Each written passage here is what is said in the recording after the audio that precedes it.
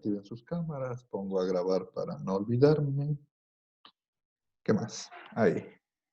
Verán, lo primero, resulta que el LBSIM, que es el software que estamos usando hasta ahora, la licencia caduca este 31 de julio. Es una licencia gratuita que le dieron a todo el mundo prácticamente. Y pues posteriormente a eso ya no podemos tener acceso a las mediciones. Entonces, con esa complicación, nosotros ya pedimos, ya solicitamos y se está tramitando, ya nos aprobaron el POA, que es el dinero prácticamente para comprar la licencia. Pero puede ser que tarde un par de semanas. Recién hoy han aprobado ese presupuesto, de ahí hasta que haya el proceso de compra pública y todo eso. Yo estimo que pueden tardar un par de semanas en adquirir la licencia. En ese sentido, nos vamos a quedar sin LBSIM algunas semanas. Y hemos decidido, pues bueno, la única forma alternativa de trabajar eso es con MATLAB. Entonces, hoy no le vamos a trabajar con el MATLAB. Obviamente hoy les voy a explicar cómo funciona la máquina de inducción, que es la práctica que nos concierne. Hoy sí tenemos acceso a LBSIM, así que sí podemos usarle y ver algunas medidas, pero la siguiente semana lo más seguro es que ya no tenemos acceso. Entonces, para ello es importante que tengan MATLAB. Lo más seguro es que muchos de ustedes tienen, y si no, pues bueno, aquí está la página donde ustedes ven, la página de descargas de la Politécnica, que es de servicios ITPN EduC, o ponen en el navegador descargas de PN y les dirige a esta página. Aquí ustedes tienen mucho software académico con licencia que con su correo institucional pueden descargar. Entre todos ellos, aquí están algunos, Office y tanta cosa que se pueden bajar. Lo interesante es que se bajen el MATLAB. Y es pesado, obviamente, les va a tomar horas, por eso les digo que está tranquilamente una semana. Y aquí hay un manual de instalación que pueden leer en la descarga. No es mayor cosa que crear una cuenta con su correo institucional. Y dentro de la página de MathWorks, descargan la versión estudiantil de MATLAB. Eso en el caso de que no lo tengan. Y es importante que tengan esa versión licenciada porque con la licencia pueden descargar todas las aplicaciones extras que tiene MATLAB sin tener que estar craqueando ni teniendo inconvenientes con eso. Entonces, cuando ya tengan MATLAB, aquí en las opciones, en la página de inicio, aquí está la opción de aplicaciones. En las aplicaciones hay uno que se llama obtener más aplicaciones, básicamente, Get More Apps. En esta aplicación ustedes tienen que ver que tengan instalado Simscape Electrical. Normalmente por defecto MATLAB no suele venir, o sea, no suele estar instalado el Simscape. Y así mismo pueden desde aquí añadir muchas aplicaciones extras de MATLAB. Entonces una vez que abren esta herramienta de añadir los add-ons o las aplicaciones, ponen aquí en el filtro de búsqueda Simscape. Y aquí aparecen muchos. Miren, por ejemplo, el que les importa, el que quiero que le tengan instalado es este, el que dice Simscape Electrical. Y obviamente, como ven en mi caso, ya sale instalado. No es nada más que simplemente seleccionar la herramienta, la aplicación que quieren. Y aquí suele aparecer una opción que dice instalar. A mí ya me sale Manage porque ya está instalado. Y obviamente con la licencia activa que tiene el MATLAB son solamente pasos a seguir y se instala la aplicación de Simscape. Entonces, una vez que esté instalado Simscape, van a verificar, obviamente, que esté instalado a través de Simulink. Abren Simulink de MATLAB y aquí dentro de la librería debe aparecer ya la librería de Simscape, de Power Systems, que es la que vamos a usar. Y aquí está. Dentro de la librería está Simscape. Y las que vamos a usar nosotros del Simscape Electrical, aquí vamos a encontrar las máquinas de inducción, que son las que vamos a trabajar en las siguientes clases. Por ejemplo, la máquina sincrónica. Si aparecen estas maquinitas, ahí estamos listos para trabajar en la siguiente ocasión. Ese es en el detalle de lo que tienen que chequear en MATLAB. Obviamente las simulaciones de Simulink ya tienen que ver más allá con modelos. Es un poco más abstracto que lo que es la aplicación práctica del laboratorio, pero en todo caso es la forma en la que podemos proceder y la forma en la que pueden entender ustedes, van a ver que no es mayor cosa. Entonces, ahora sí, con esas indicaciones, eso les digo eso para la siguiente semana. Ya saben que la práctica no se termina hoy, igual la hoja guía ya les subiré posteriormente y las fechas como hemos venido trabajando hasta ahora. Profe, una pregunta. Díganme. ¿Tiene que ser el MATLAB del 2020 o podemos trabajar con el 2019? Puede trabajar con la versión que usted tenga, pero lo importante es que sería una versión licenciada. Ah, Y obviamente, si es que puede entrar al de la Politécnica, cuando usted descargue, le va a descargar la más actual. Pero si no quiere y está licenciada la 19, trabaje con la que quiera. Ahora, la máquina de inducción. Ese es el tema que nos toca ver hoy. Esta es ya otra máquina, la máquina sincrónica, máquina de inducción. Esta maquinita es diferente a la máquina que habíamos trabajado hasta ahora, que era la máquina sincrónica, o principalmente utilizada como generador. La máquina asincrónica tiene ese nombre porque, si recuerdan, en la máquina sincrónica decíamos que el rotor gira en sincronismo con el estator, ¿no es cierto? En esta máquina, en cambio, no. El rotor gira casi a la velocidad sincrónica. No logra sincronizarse y por eso gira en asincronía. Y de ahí viene el nombre de esta máquina. Entonces, a la máquina sincrónica principalmente se le conoce como máquina de inducción. Aunque en realidad todas las máquinas son de inducción, pero esta es la que toma ese nombre más común. Ahora, ¿qué tiene la máquina sincrónica? Tiene un estator trifásico, idéntico al de la máquina sincrónica. Entonces, en el estator trifásico ustedes tienen las tres bobinas de un cierto voltaje trifásico, una frecuencia. Cuando se le aplica un voltaje trifásico al estator, ya sea en cualquier forma de conexión, lo que se produce mecánicamente, electromecánicamente, es que aquí se producía el campo giratorio, ¿verdad? En el caso de la máquina sincrónica. Y nosotros decíamos que ese campo giratorio tiene esta relación de 120 F sobre P, básicamente la proporción velocidad-frecuencia. En la máquina sincrónica es igual. El estator tiene la relación sincrónica frecuencia-polos y velocidad. Pero en la diferencia está en que, por ejemplo, en la máquina sincrónica el rotor era un imán. Aquí el rotor, puede haber dos tipos de rotores como yo les voy a tener, pero principalmente digamos que el rotor es una espira. Entonces, ¿qué pasa en la máquina de inducción? Comienza a girar y la otra bobina, en la construcción básicamente ustedes tienen una bobina en un núcleo, otra bobina en otro núcleo. Esta bobina es del rotor. Esta bobina es del estator.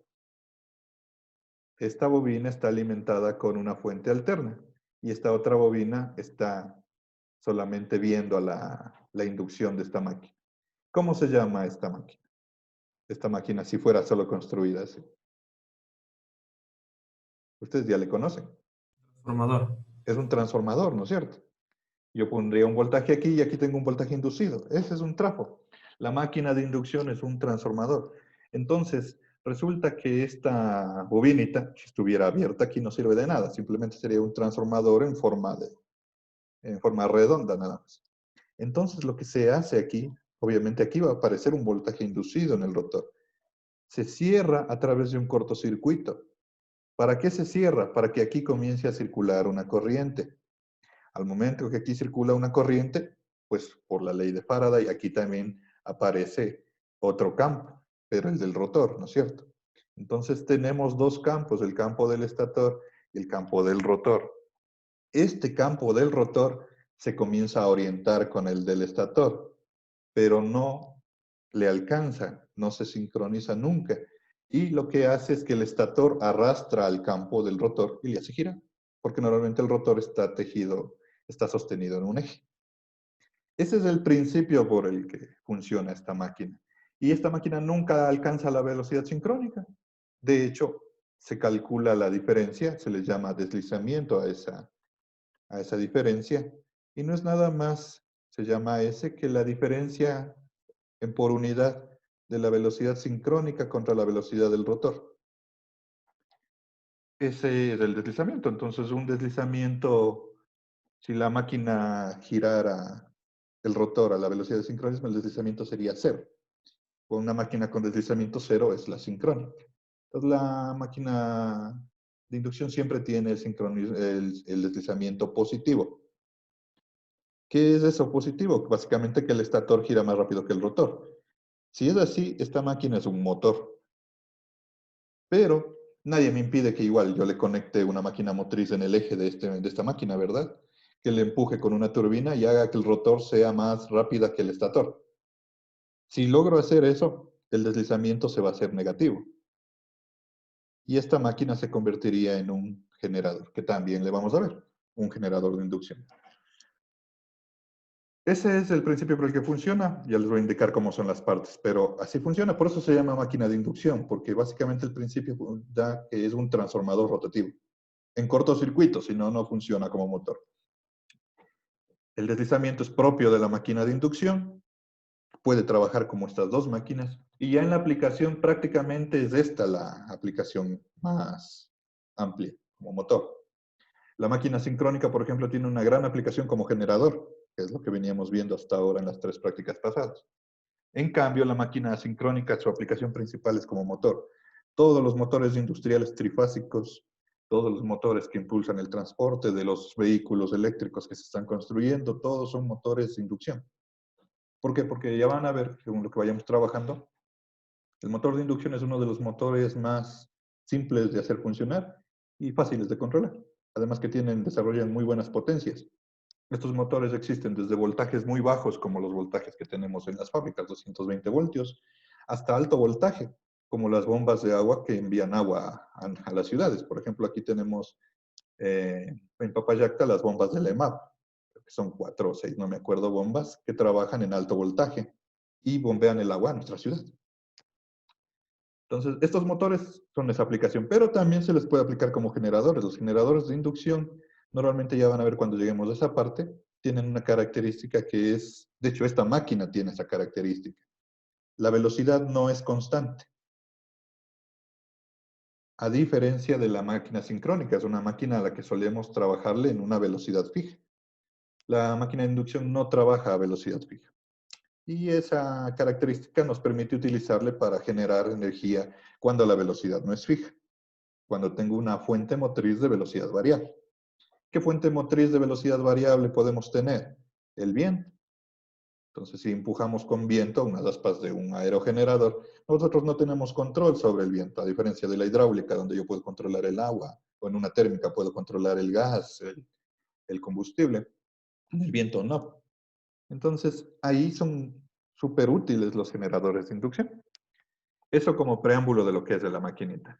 Ahora, constructivamente, les decía, el estator de la máquina es idéntico a la máquina sincrónica. Y el estator está aquí, como lo pueden ver, tejido con 3 bobinas. Obviamente, si hay 3 bobinas, ¿cuántos terminales tienen? Tienen 6 terminales, que ya les vamos a ver cómo se conectan. Y el devanado trifásico tejido en un núcleo magnético prácticamente idéntica a la máquina sincrónica. No hay mayor cosa aquí en este detalle del estator. Lo interesante en la máquina de inducción son los rotores. Hay 2 tipos de rotores. Este es un rotor bobinado. Se entiende, como les dije hace ratito, pues en el rotor tenemos una bobina donde se produce la inducción, ¿no es cierto? Entonces, como ven aquí, en un núcleo magnético está tejida una bobina trifásica, obviamente, de rotor. Y son fácilmente identificables los rotores bobinados, primero porque ustedes pueden ver el cable, y segundo porque tiene 3 anillos deslizantes, como ven aquí. Los anillos deslizantes normalmente están conectados a unos carbones, a unas escobillas de carbón, y las escobillas de carbón por contacto sacan los 3 conductores, y tengo normalmente en la máquina acceso a estos 3 terminales, que para hacerles funcionar, pues se les suele colocar en cortocircuito, acá afuera, con unas borneras.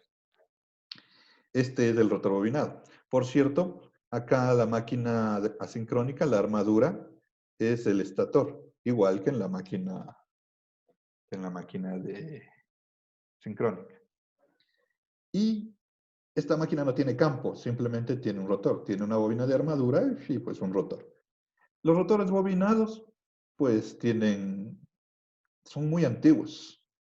Tienen una ventaja que ya vamos a ir viendo con los arranques, es que tenemos acceso a las bobinas del rotor. Yo con estos 3 terminales, si no hago un cortocircuito, pues aquí tengo un transformador rotativo y también tengo acceso a los terminales.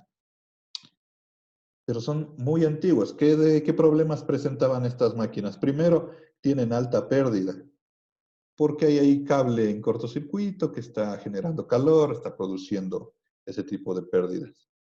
Aquí también hay pérdidas por contacto, porque hay un contacto eléctrico ahí. De hecho, aquí se generan chispas y calor, desgaste de las piezas, en fin. Son unos rotores no muy eficientes. A la larga eso produce eso. En la actualidad, lo que más se busca en los motores eléctricos es tener altas eficiencias para ya sea vehículos eléctricos principalmente. Es tanto el desarrollo de la alta eficiencia que ya en la actualidad es muy difícil que ustedes se encuentren con un motor de rotor de Banach. Si compran un motor nuevo, es prácticamente imposible que venga de rotor de Banach.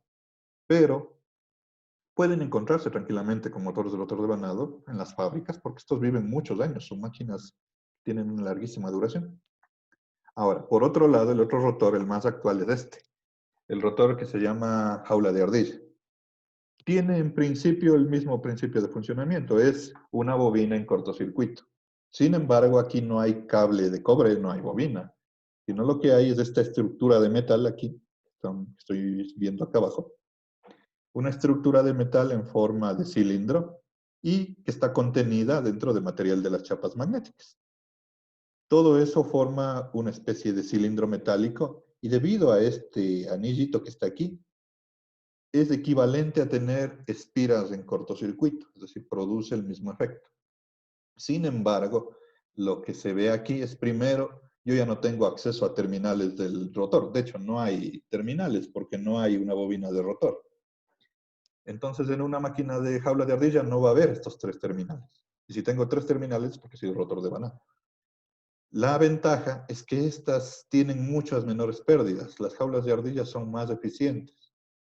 De hecho, los motores de alta eficiencia suelen tener doble jaula de ardilla y es el típico rotor que se van a encontrar de un motor de inducción. En la actualidad, todo motor es un motor de jaula. Esa es la forma que tiene el rotor. Y sobre el rotor no hay cómo hacer nada en realidad. El rotor ya viene diseñado y construido como esta forma. Ahora, por el lado de los terminales, ¿qué terminales tiene la máquina asincrónica? Dejando de lado que si fuera rotor de vanado debería tener tres terminales adicionales, que son los terminales del rotor, ABC, donde si yo quiero hacerle funcionar, debo ponerles en cortocircuito. Es decir, que yo debería hacer puente aquí, trifásico, si no la máquina no va a funcionar. Si durante el funcionamiento de la máquina se pierde uno de estos, la máquina se va a calentar y se va a dañar. Ahora, si dejamos de lado un rato que el rotor puede ser que ya no exista, todas las máquinas de inducción tienen 6 terminales que se tienen esta nomenclatura de aquí. Esta es más moderna, pero también pueden encontrarse la que sería 6 terminales idénticos. Los terminales U, V, W son los que suelen ir conectados a la línea, como está aquí. Aquí en este caso se llaman U1, B1 y W1. Y los terminales que generan las bobinas se llaman X. El X estaría aquí, el Y estaría acá y el Z está aquí. ¿Qué es esto de aquí? Básicamente cada bobina está construida entre los terminales U con X, B con Y W con Z. Y si fuera con la nomenclatura que está acá, la bobina es B1 con B2, W1 con W2 y O1 con U1 con U2. Esas son las tres bobinas. Y suelen venir así en este estilo de conexión porque se puede poner estos puentes, como están viendo aquí, para conectarles así. Si les conecto a estos puentecitos en línea recta, como viene aquí, entonces estoy haciendo conexión entre U con Z, ¿no es cierto? Estaría haciendo una conexión U con Z, B con X y W con Y. ¿Qué sería eso? U con Z es poner aquí, B con X es poner acá y W con Y es poner acá. Esa es una conexión delta. Entonces, los terminales suelen venir así para directamente poner unos puentes ahí en línea recta sin mayor confusión y la máquina está conectada en delta. Por otro lado, si no quiero eso, pues simplemente a los terminales V, W, les conecto directo a la línea y hago un puenteo en los de aquí. Y esta conexión sería una Y, o una estrella, ¿no es cierto? Entonces, a la máquina se le puede conectar en esas dos conexiones, según lo que yo necesite y según los datos de placa de la máquina. Lo más común es tener máquinas conectadas en delta, porque principalmente suelen venir máquinas a 220 voltios las bobinas y nuestro sistema trifásico es de 220 voltios. Aquí, por ejemplo, si la bobina es de 220 voltios, ¿cuál es el voltaje de línea cuando está en delta? 220 voltios, ¿no es cierto? Entonces, es fácil utilizarlo en el sistema trifásico. Pero si yo conecto, por ejemplo, la máquina, eso debo comprender que normalmente el voltaje que viene indicado es el de la bobina, no de la conexión. Entonces, si a esta máquina yo le conecto en Y, las bobinas siguen siendo de 220 voltios. Pero ¿cuál es el voltaje de línea entre estos dos terminales? En una Y sería 220 raíz de 3, que creo que aproximadamente da 380 voltios. 380 voltios es otro voltaje típico de distribución de bajo voltaje, pero no es típico en nuestro país. Entonces, es más difícil si yo quiero hacer funcionar a la máquina en Y porque necesitaría una fuente trifásica de 380. Y asimismo pueden venir motores de 440 voltios, que también es algo bastante típico. Entonces, esas son las dos formas de conectar la máquina. Ahora, ¿cómo le conecto? Pues como les digo, depende del dato de la placa. La placa normalmente tiene muchísima información dependiendo del fabricante, pero lo que más me importa a mí conocer en la máquina es, obviamente, de qué frecuencia es, de qué potencia es, qué velocidad nominal tiene, qué voltajes tiene y qué corriente maneja. Esos serían los datos necesarios para poder operar la maquinita. Entonces, aquí en la placa de arriba, en teoría, en realidad, cualquier motor puede funcionar a la frecuencia que le dé la gana. Entonces acá, por ejemplo, este motor está identificado tanto para 50 hercios como para 60. Así que a mí, por ejemplo, me importaría, ¿no es cierto? Aquí está indicándome a 60 hercios. Esta máquina es de 1.3 kilovatios, eso me da 2.5 amperios. Y entonces eso es importante, esa es la corriente de la armadura. Y es la corriente que yo debo cuidar de no superar porque voy a causarle daño. También aquí me dice el factor de potencia, es típico que sea bajo, como 0.8, 0.7. Las revoluciones por minuto, y ustedes van a ver eso. En la velocidad hay varias formas en las que puede venir expresada la velocidad. Lo más típico es esto, una velocidad como esta, 1715 revoluciones. Eso significa la velocidad del máximo par.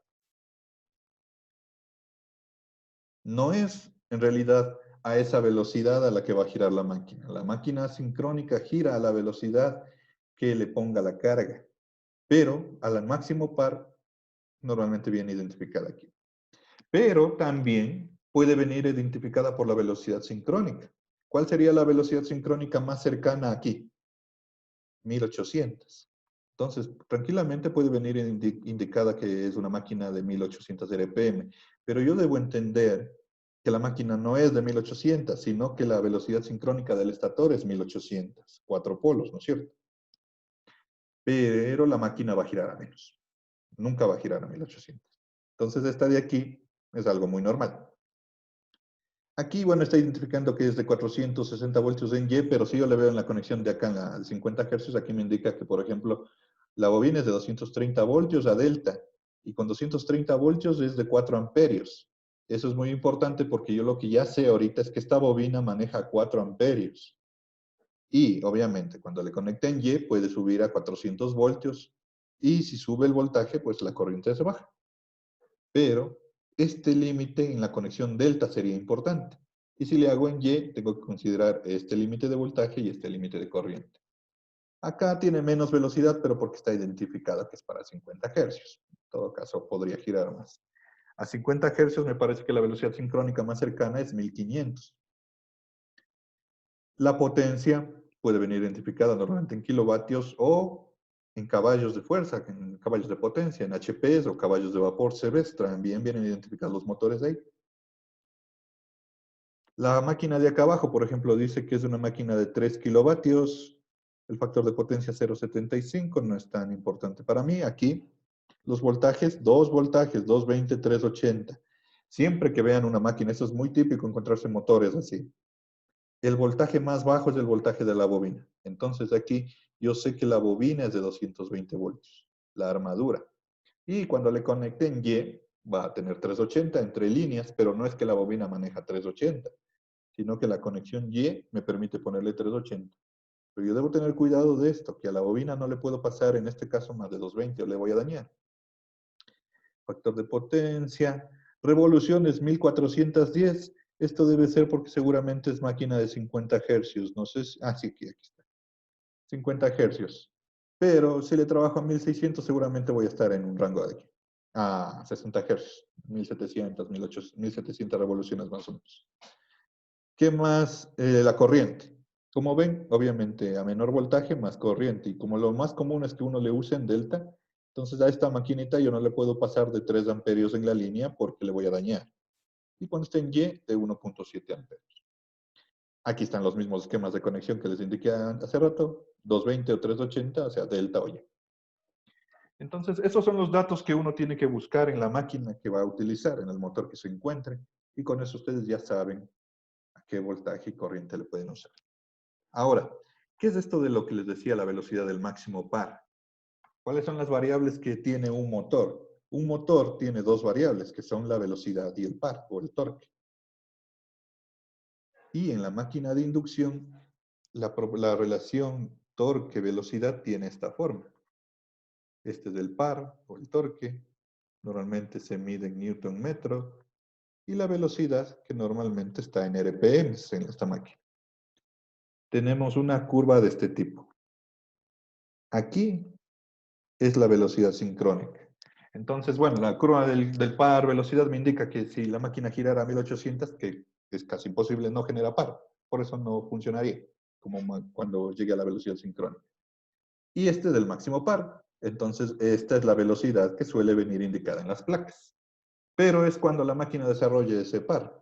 Si la máquina está en esta velocidad, pues desarrolla este par. Y si está en esta velocidad, desarrolla este par, según la característica propia de la máquina. ¿De dónde sale el par? O el torque. Es de la carga. ¿Cuál es la carga de los motores? La carga mecánica, Sí, ¿cómo qué, por ejemplo? una rueda. Exacto, una rueda. El eje para mover un vehículo, ¿no es cierto? O el torque que usted necesita para mover una banda transportadora o para empujar agua por una tubería, porque los motores son muy usados como bombas de agua también. Entonces, la carga es la que impone. ¿Y qué es lo que yo me doy cuenta? Es que dependiendo del valor de la carga, pues la máquina va a desarrollar una u otra velocidad. Aquí, por eso no hay control, en teoría no hay control de la velocidad, sino que la carga es la que impone, pero luego sí le podemos controlar. Otra cosa importante de la máquina de inducción es esto de aquí. Tiene un par de arranque. Y esto es propio de la máquina, ¿no? Cada máquina diseñada y construida tiene estas características. Una máquina tendrá más torque que otra, pero este torque de arranque, ¿qué es? Es la fuerza de rotación que tiene la máquina para vencer la inercia y empezar a girar. Entonces, todo depende, ¿no? Demos unos valores. Por ejemplo, digamos que yo tengo un motor de torque de arranque que tiene 10 newton metro de arranque. Y yo quiero mover una carga de 15 newton metros. ¿Arrancará el motor? ¿Qué No, creen? No arranca, ¿no es cierto? Recuerden que esta carga pues es lo mismo que carga inercial de masa, ¿no es cierto? Si quieren mover tantos newtons y la carga tiene más newtons, no se va a mover. Lo mismo en torque, solo que está en newton metro. Entonces, eso es un criterio para seleccionar los motores. Yo tengo que saber qué carga voy a mover. Si a mí se me ocurre arrancar una máquina con este torque y mover esta carga, no se va a mover. Cuando la enciendan, el motor va a quedar ahí trabado sin poder vencer la inercia. Se va a recalentar y se va a quemar. Entonces, eso hay que tener normalmente en cuenta porque normalmente en la placa no viene identificado eso. El torque es muy raro que venga identificado en la placa. Casi nunca. Normalmente ya está en los datos propios del motor, del fabricante que uno le pide, la característica de torque que tiene la máquina. En los vehículos es muy importante saber eso. Porque no, uno cuando compra motores o busca motores normalmente se deja guiar solo por la potencia. Yo quiero un motor de 1000 HP, si quisiera. Pero si no tiene suficiente torque para vencer la carga, por más cantidad de potencia que tenga ese motor, no va a arrancar. Entonces, esta carga se determina del sistema mecánico que yo quiera mover. Qué sé yo, si quiero empujar agua, una columna de agua, usando la dinámica, la física, se tocaría calcular cuál es la carga que voy a mover. Por ejemplo, para empujar agua a 7 pisos en un edificio, ¿no es cierto? A tal velocidad. O para empujar un vehículo, hay que calcular esta carga. Ese es un criterio que normalmente se suele pasar por alto y es el torque que debe tener la máquina. Ahora, por otro lado, este torque que vence la máquina al inicio está venciendo una inercia. Y si ustedes han tratado de mover cuerpos, ¿no es cierto? Normalmente cuando quieren mover un objeto muy pesado al inicio hay que hacer un esfuerzo grande, pero cuando ya empieza a moverse ya no se necesita tanto esfuerzo, ¿no es cierto? Lo mismo le va a pasar a la máquina. La máquina tiene que hacer un esfuerzo grande al inicio y después ya no necesita tanto esfuerzo para mover la carga. ¿Eso en qué se ve reflejado? Se ve reflejado en la corriente. Entonces, la máquina normalmente dice que tiene una corriente nominal. Aquí la placa, por ejemplo, decía 2 amperios en el tiempo, ¿no es cierto? La corriente está en cero y para vencer la carga la máquina necesita desarrollar este torque y necesita sacar más, vencer la inercia, desarrolla una altísima corriente, un pico de corriente así. Y la carga empieza a moverse, entonces ya no necesita tanta corriente. Y en algún momento ya la máquina se estabiliza y ya se queda con la corriente de estado estable. Esta es la corriente estable y esta es la que dice la placa, es lo que decía ahí, qué sé yo, no, unos 3 amperios. Pero esta de aquí se desarrolla de manera transitoria solo para vencer la inercia y depende de cada máquina. Esta corriente, dependiendo, puede ser tranquilamente entre 4 a 10 veces la corriente de estado estable, que es la nominal. En los motores actuales de jaula de ardilla está entre 4 a 5 veces. En los de rotor bobinados podían tener 6, 7 veces. Y eso causa un problema, porque estos motores no son tan chiquitos, ¿no? El que vamos a ver en el EV100 es un juguete, o esta placa de aquí son de juguetes, pero digamos que ustedes tienen ya motores de uso industrial. Un motor tranquilamente que en estado estable va a estar consumiendo 50 amperios para mover una maquinaria en una fábrica. Pensemos que sea solamente 5 veces la nominal. ¿Cuánta corriente pide en el arranque? 150. 250 amperios, ¿no es cierto? Ya. Ahora, ¿qué sucede? Recuerden que esta corriente está circulando por las bobinas del estator. Las bobinas del estator son cable de cobre que tiene cierta capacidad de conducción. De hecho, tiene conducción para 50 amperios, porque están diseñadas para el estado estable. ¿Qué sucede si al conductor que tiene esta capacidad de conducción, ustedes le hacen circular esta cantidad de corriente? Se quema. Exacto, ¿no es cierto? Si yo le dejo sostenido mucho tiempo, se quema. Pero esto de aquí dura milisegundos. Entonces, no se quema porque no es mucho tiempo el que se le sostiene. Sin embargo, ¿qué creen que le sucede? En un cable se quema, ¿por qué? Hay Porque un desgaste. exacto, se desgasta. Un cable se quema porque se comienza a calentar, ¿no es cierto? Por este exceso de corriente. Y en algún momento ese calor ya llega a fundir el material, pues simplemente se quema. Pero aquí, como este es muy cortito, no llega a quemarse, pero sí le va desgastando. ¿Y ese desgaste qué hace? Que las bobinas se calienten poco a poco y con los años se vayan carbonizando y en algún momento se destruyen. Así que este desgaste es un deterioro y es una destrucción de la máquina. A la larga, esto lo que viene a estar haciendo es cortar la vida útil. Si ustedes quieren alargar la vida útil de la máquina, pues tendrían que reducir esto, que es lo que el motivo de la práctica de hoy, los métodos de arranque. Porque normalmente ustedes conectan el motor y el motor va a arrancar y listo. Y luego va a estar en estado estable. Pero cada vez que arranquen esto, tienen este comportamiento. Ahora, ¿qué otro daño puede causar esto? A la máquina normalmente no es que está, simplemente se le conecta una fuentecita y ya tiene 250 amperios, ¿no es cierto? Aquí, para alimentar a la máquina, aquí el motor, pues normalmente nosotros tenemos aquí el sistema de distribución en bajo voltaje. Tenemos aquí, si fuera trifásico, tenemos las protecciones, que pueden ser guardamotores o termomagnéticos. Tenemos algún sistema de disyuntores para encender. Y finalmente tenemos los cables que llevan, que vienen a ser el alimentador, ¿no es cierto? El alimentador también es un cable que está diseñado normalmente para las corrientes de estado estable. Cuando ustedes dimensionan las instalaciones eléctricas, consideran principalmente el estado estable. Entonces, aquí este alimentador es un alimentador que estaba funcionando bien en 50 amperios. Yo le arranco y le hago circular 250 amperios. También produzco calentamientos en el alimentador. Produzco daños aquí. También produzco daños al disyuntor. Y estas protecciones, si son de 50, bueno, aplicando los factores, seguramente, qué sé yo, digamos, aquí hay unas protecciones de 70 amperios con la coordinación de protecciones. Esta protección está hecha para que cuando el motor se caliente, ya sea porque se trabó o entró en un cortocircuito, salten.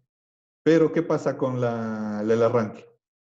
Son 250, son mucho más que lo que normalmente está dimensionada la protección, ¿no es cierto? ¿Qué va a pasar? Va a saltar la protección. Y si salta la protección, ni siquiera arranca el motor. Ahora, normalmente eso cuando esté bien hecho la instalación en una fábrica, cosa que muy generalmente no suele ser así aquí en el Ecuador. Normalmente, de este alimentador, ¿qué suele haber? Derivaciones para otras cargas, otros motores. Y Dios no quiera, algunas veces se ven cuánta barbaridad en las instalaciones eléctricas. Entonces, ¿qué sucede? Aquí va el operador de una máquina, arranca el motor, salta, desconecta la protección y no solo que se quede este motor sin energía, sino toda la planta. Apaga computadoras, apaga los otros procesos y se va al diablo toda la instalación eléctrica. Entonces, arrancar directamente también causa esos problemas. Otro problema adicional que viene del arranque directo. Aquí, suponiendo que no salten las protecciones y que sí vaya a arrancar el sistema eléctrico, hay una corriente altísima circulando por un alimentador. El alimentador no es nada más que una resistencia, básicamente, ¿no es cierto? Y el voltaje que aquí cae en el alimentador es la caída de voltaje del alimentador, que debe ser bien pequeñita. Pero como yo le estoy haciendo circular una corriente muy alta, la caída de voltaje, que no es nada más que el I por R del cable, aumenta. Entonces aquí entran 220 voltios para que le lleguen en teoría al motor 220, ¿no? Digamos, si perdiera un voltio ya, 219. Pero con una corriente tan alta, aquí entran 220 voltios. Un ejemplo, esta caída de voltaje subiera a unos 20 voltios, acá le llegan 200. Esta caída de voltaje afecta al motor, obviamente, y hace que también esté forzándose más porque el motor necesita este voltaje y le llega menos. Entonces, el motor tiene que exigir más corriente para compensar la caída de voltaje y este transitorio crece todavía más. Quiere decir que el motor causa una caída de voltaje que le afecta al mismo arranque. Ahora, esta caída de voltaje, digamos que tengo este sistema de aquí, ¿no? En el que no saltó las protecciones y todo el circuito está derivado ahí. Y aquí están conectados casas, aquí están conectados computadoras, sistemas electrónicos. El sistema electrónico que estaba funcionando bien con 120 voltios en monofase. Y de pronto yo le hago una variación grandota de más del 10%. ¿Qué pasa? Hay fluctuaciones de voltaje aquí que pueden dañar las cargas. Las cargas más sensitivas son, como yo les dije a ustedes, las cargas electrónicas. Entonces, ¿qué suele suceder? En barrios rurales o barrios que no tienen mucho control de lo que se está conectando. Por ejemplo, ustedes tienen un vecino que va y conecta un mega motor ahí a la red eléctrica y tienen un bajón de electricidad en todos los vecinos. ¿Qué pasa? Se va comiendo la televisión del vecino, ¿no es cierto? Por estas fluctuaciones de voltaje. Pues bueno, pues yo no sé si les he comentado o si no, yo siempre les recomiendo que en sus casas, de hecho la norma ecuatoriana de la construcción y de instalaciones eléctricas dice que deben tener supresores de voltaje de tipo TVSS. Casi ninguna casa tiene, prácticamente ninguna. Es normada y es ilegal que no tengan las casas eso. Entonces, como ustedes son profesionales y algún día van a ser profesionales, Traten alguna vez de poner eso en sus casas. En los tableros de distribución deberían tener una protección contra sobrevoltajes y variaciones de voltaje para proteger sus cargas, ¿no? Entonces, y si no pueden eso, pues por lo menos un regulador de voltaje a sus televisores para que alguna vez un vecino no les cause este pequeño detalle. Ahora, esto se reproduce a toda escala, desde un motor pequeñito hasta, imagínense lo que es prender una bomba de agua de 10.000 HPs. Este transitorio es brutal, puede dejar desconectando no el alimentador de una casa, sino el alimentador de una ciudad. Entonces, esos son los problemas de arrancar este motor y así se comporta este motor. Entonces, lo que tenemos que hacer son métodos de arranque para limitar esta corriente que no sea tan brusca y con eso reducimos estos efectos negativos. Le alargamos la vida útil al motor y evitamos problemas en la red eléctrica. Estos métodos de arranque que vamos a ir produciendo, normalmente se hacen en el laboratorio, pero también sí los podemos reproducir. Poco a poco están en métodos basados en la reducción del voltaje. Si tengo menos voltaje, tengo menos corriente al inicio del transitorio. El primer arranque es el arranque Y delta o estrella triángulo. Normalmente yo nunca le digo estrella triángulo y no conozco muchos que le digan así, pero se llama así. Es más fácil en un arranque Y delta. ¿En qué consiste este arranque? Consiste en arrancar el motor en conexión Y, pero a voltaje delta. Eso significa que le voy a hacer arrancar con menos voltaje. Y cuando la máquina ya haya arrancado, cuando ya venció la inercia, ya tomó velocidad, ahí le paso a delta y le dejo funcionando en la condición nominal. ¿Qué logro con eso? Normalmente la Z, la relación de la Z delta y la ZY, a ver, la ZY es 3 veces más grande que la Z delta, eso. En una conexión delta Y, simplemente porque las tres bobinas son iguales, la relación es 3 veces. Como la impedancia en Y es 3 veces más grande, y al momento de arrancar con un voltaje, resulta que la corriente de arranque, teóricamente, la corriente de arranque en Y, vendría a ser 1/3 de la corriente de arranque en delta. Entonces, si yo tengo, por ejemplo, una máquina de corriente nominal de 30 amperios, en la corriente de arranque, supongamos 5 veces, me podría dar arranque directo, la máquina me pediría 150 amperios. Pero si yo le arranco con un arranque de Y delta, en teoría debería bajarse 3 veces y ya sería 50 amperios. Entonces, la máquina de 30 amperios arrancando con 50 amperios prácticamente no tiene problemas. Es muy poquito, está obviamente con más corriente y eso va a ser necesario, pero no tiene este corrientazo que sería en el arranque directo. ¿Cómo se hace eso? Entonces, en el estator de la máquina se trabaja. El rotor es indiferente, puede ser jaula de ardilla como rotor bobinado, no trabajamos en el rotor, simplemente en el estator. En el estator tenemos las 3 bobinas. Necesitamos aquí, obviamente, una fuente trifásica, RST, un interruptor que enciende la fuente. Y nosotros tenemos aquí un interruptor, podríamos ponerle aquí, que me va a hacer una conexión en Y. Entonces puente aquí y este sería el interruptor que conecta en Y. Entonces, pues el proceso, a ver, ¿dónde está el mouse? Desaparece el mouse. Ya. Entonces, normalmente yo tendría conectado el motor así. Tendría el interruptor 1, el interruptor 2. En el arranque, pues enciendo el interruptor 1 y luego el 2. Y la máquina arranca en Y. Y va a consumir una corriente menor, 3 veces. Luego de que pasa un tiempo y la máquina estabiliza la velocidad, yo necesito un segundo interruptor. Este segundo interruptor lo que va a hacer es conectar en delta las bobinas. Entonces, el primer paso es arrancar en Y. Y en el segundo paso debo desconectar el interruptor 2. Porque si se me ocurre a mí meter este interruptor que le va a conectar en delta al mismo tiempo que está en Y, pues le voy a meter un cortocircuito al sistema eléctrico ahí. Le desconecto el interruptor 2 y voy a activar el interruptor 3, que es el interruptor que le pone en delta. Entonces, este interruptor simplemente debería estar cableado para hacer una conexión delta. Entonces sería tomar los 3 conductores que vienen aquí, a un lado de la bobina, y en el otro lado solamente intercambiar una fase. Entonces, por ejemplo, mantener la primera, que es la segunda iría con la tercera, y que es la tercera le invertiría con la segunda, y ya está en delta. Esa es una arranquilla delta. Esto se puede hacer con interruptores manuales, y lo más común es que se haga con control. Normalmente un PLC asociado a contactores.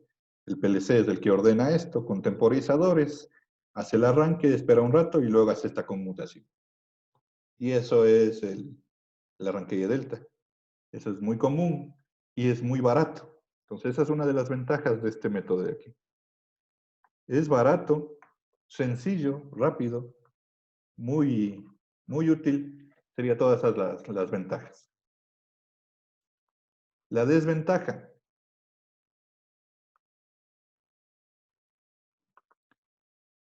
La desventaja está en que el torque de arranque, normalmente que es de la máquina así, este sería el torque directo. Cuando yo hago una Y delta, se hace así. Y la proporción también es 1/3. Entonces el torque se me reduce 3 veces. Ese es un problema porque, como les dije, el torque de arranque es para mover la carga, ¿no es cierto? Entonces, esto se hace por prueba y error. Si es que no he medido la carga. Y si he medido la carga, pues ya sé. Entonces, lo importante es que, a pesar de que le reduzca 3 veces el torque, si la máquina puede arrancar la carga, pues ya puede usar este método. Sin embargo, si es que al aplicar el Y delta, el torque de arranque se reduce más abajo de la carga, pues no va a arrancar el motor y ya no puede usar el arranque Y delta.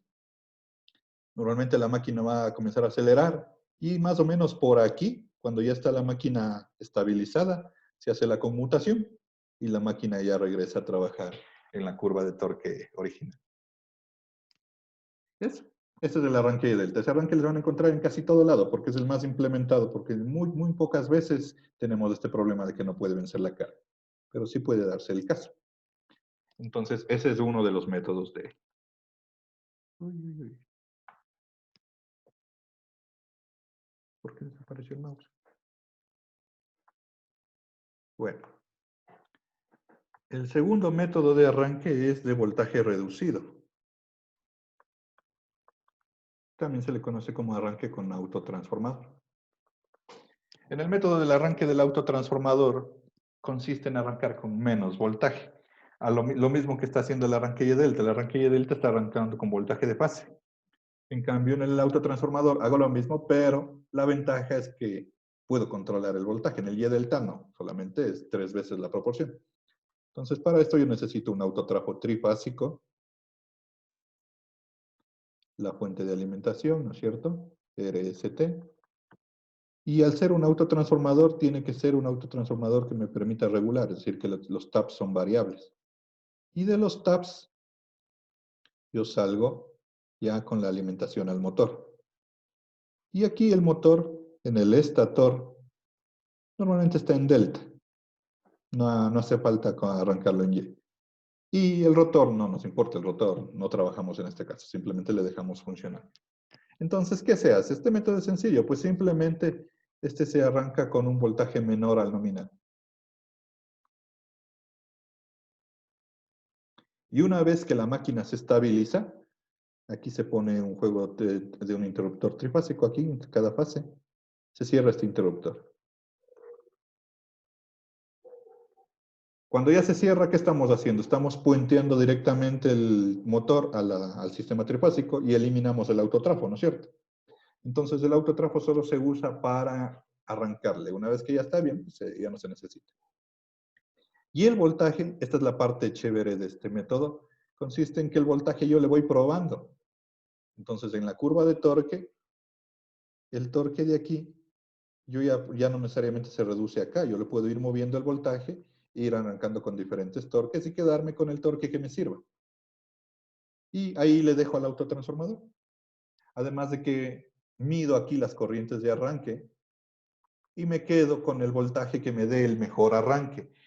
¿Cómo sé que es el mejor arranque? Pues que tenga una corriente de arranque no muy alta, que sea capaz de vencer la inercia y mover la carga, principalmente, estas dos combinaciones. Esta sería la ventaja de este método, ¿no? El torque ya no se reduce tanto. Y es controlable también, el torque de arranque. Por otro lado, ¿cuál es la desventaja? Este autotransformador, ¿de qué potencia debe ser? Más grande que el motor.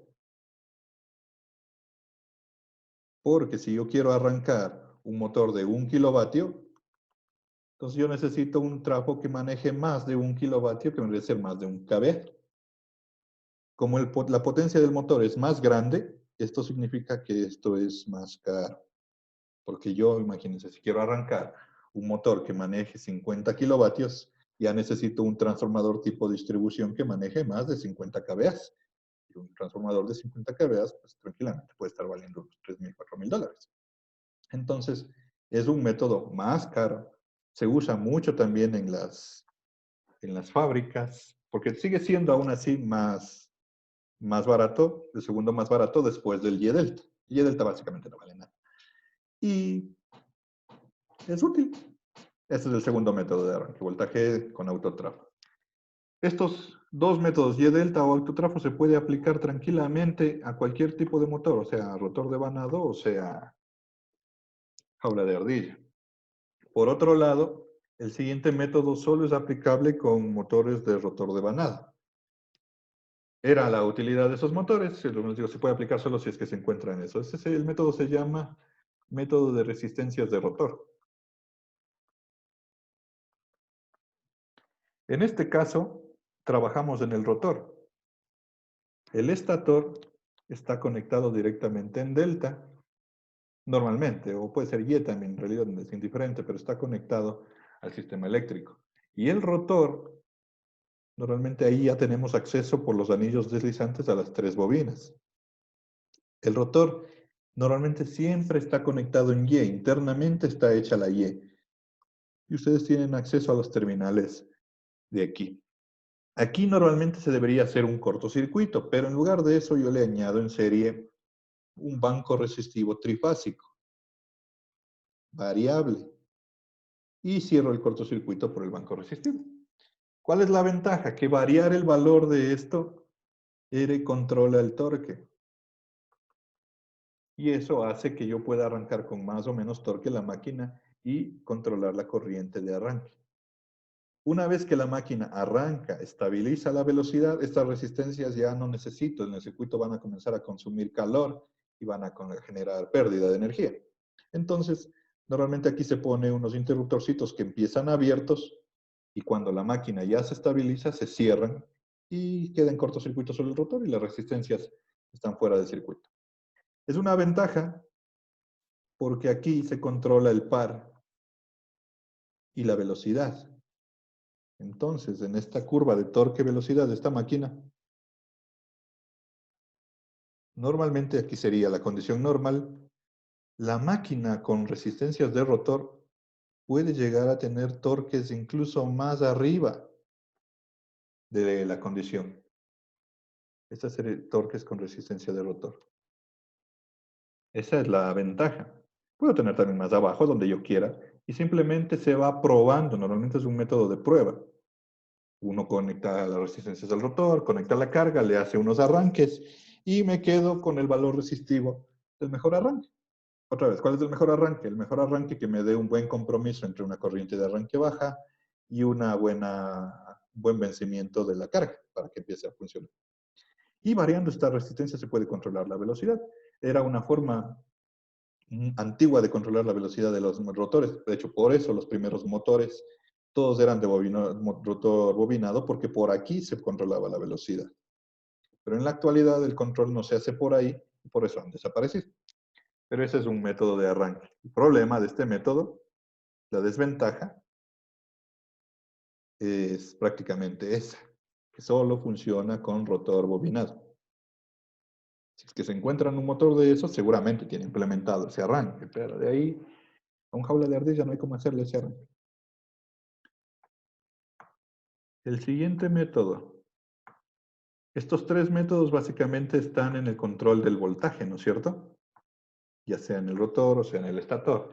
El siguiente método tiene que controlar lo que es control de velocidad.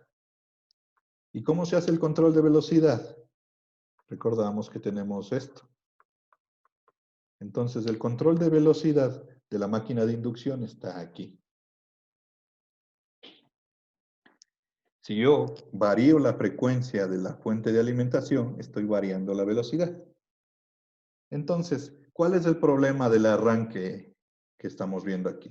Es que el arranque es violento porque enseguida al motor se le aplica energía, la máquina empieza a girar de golpe y pues va a tener estos problemas de inercia. Pero ¿qué pasa si yo le voy aplicando poco a poco la frecuencia? La máquina va a comenzar a girar despacio y poco a poco va a tomar más velocidad. Al hacer eso, ya no necesita una corriente tan elevadísima para mover la inercia. Y a esto es lo que se le llama un arranque suave. El arranque suave consiste básicamente en eso, pues aplicar una frecuencia en el tiempo en forma de una rampa. Yo le voy aplicando despacito la frecuencia en un intervalo de tiempo hasta que ya llegó a lo que sería frecuencia nominal, que es típicamente 60 en nuestro caso, ¿no es cierto? Entonces, esta rampa de aceleración, mientras más lenta sea, más suave es el arranque y menos corriente de arranque tengo. Y no solo tengo lo que es rampa de aceleración, sino también tengo rampa de desaceleración y puedo hacer frenadas más suaves que las frenadas que vamos a ver. Entonces, a este arranque suave, lo que normalmente se produce con un equipo electrónico que es un variador de frecuencia. El variador de frecuencia es un equipo electrónico, está producido con electrónica de potencia, con un esquema de control, que hacen esto. ¿Cómo se puede generar una frecuencia variable a través de la conexión de la frecuencia fija? Porque el variador de frecuencia está conectado al sistema trifásico, ¿no es cierto?, al RST de frecuencia fija. Entonces, para ustedes poder convertir la frecuencia fija en frecuencia variable, que es el caso del variador de velocidad, primero tienen que desaparecer la frecuencia. La única forma de desaparecer la frecuencia es aquí pasar de AC a DC. Cuando ya he rectificado, ¿cómo paso eso? ¿Cómo paso de AC a DC? Pues simplemente rectificadores. Una vez que está rectificado el sistema, el voltaje DC ya no tiene frecuencia. Y luego le convierto otra vez a AC con un inversor, el contrario del rectificador. El inversor me produce voltaje trifásico, pero aquí, en el AC, yo puedo poner control de disparo. En los tiristores normalmente se usan, pueden ser MOSFETs, IGBTs, SCRs, lo que sea, pero a ellos se les dispara. Y en el control de disparo yo puedo hacer que cambie la frecuencia. Y aquí yo ya tengo AC de frecuencia variable. Estos son los circuitos de control, los famosos variadores de velocidad o variadores de frecuencia. El variador de frecuencia también se le conoce como variador de velocidad, típico para los motores. Ya se producen, de hecho, estas marcas muy famosas existen de estos variadores. Y la selección no es tan difícil. El primer criterio es que el variador debe ser más grande en potencia.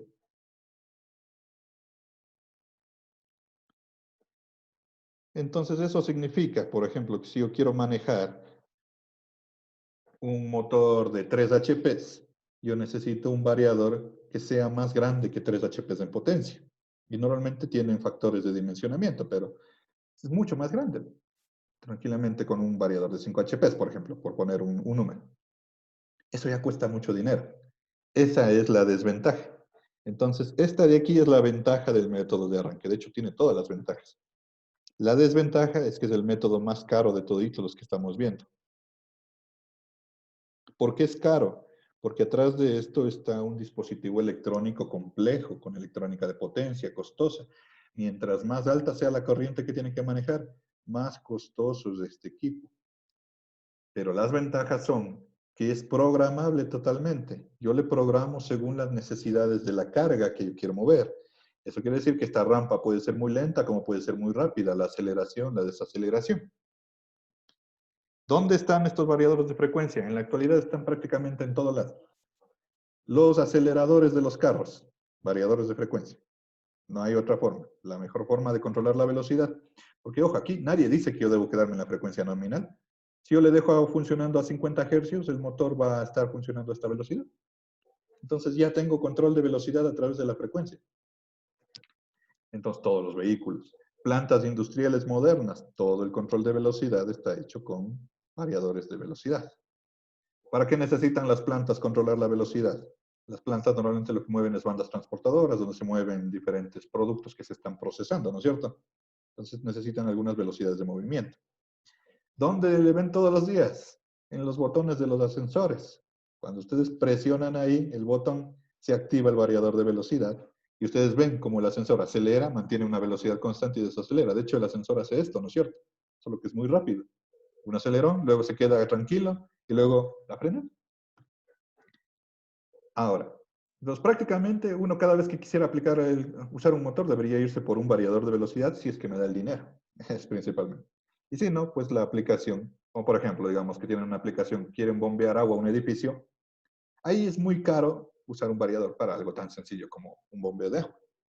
Pero en cambio, si ustedes están desarrollando un pequeño proceso productivo, no sé, una pequeña fabriquita, un taller, ahí no tiene sentido un Y-delta, porque si no tienen control de velocidad, ¿de qué sirve el arranque Y-delta? Si es que necesitan control de velocidad. Entonces ahí se pueden ir por un variador.